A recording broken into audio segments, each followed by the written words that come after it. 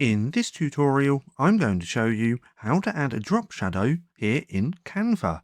Now, there's two different ways to do this, and it depends on whether you're trying to do it on text or an image. But let me go ahead and show you how. Now, with text, if we click onto the text, then come up to Effects, we can use this shadow just here. Now from here, we can play with the offset. In fact, let's change the color first by coming to this little circle just here, and let's use black. Now we can see it a little bit better, but we can play with the offset.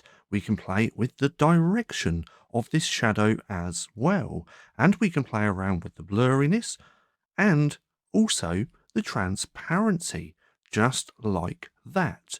So if you're trying to add a drop shadow to text, well, this is how you do it.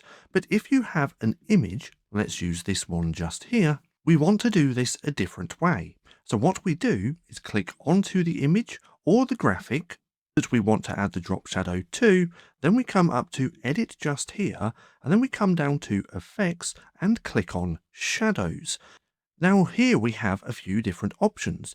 We have a glow shadow, a drop shadow, an outline, which isn't really a shadow, but we have curved, page lift, angled, and backdrop.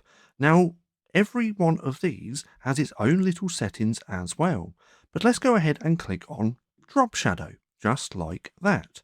So from here, again, we can play around with the color and put in the color that we want to use. We can play around with the blur amount, the angle, again, like we could on the text, and the distance, and also the intensity.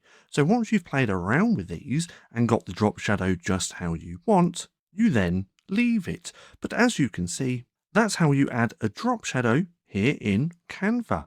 Now, if you found this video helpful at all, then please consider giving me a like, as it really helps out the channel. And if you're not too sure what to watch next, well, click right here and watch this playlist packed of Canva tutorials.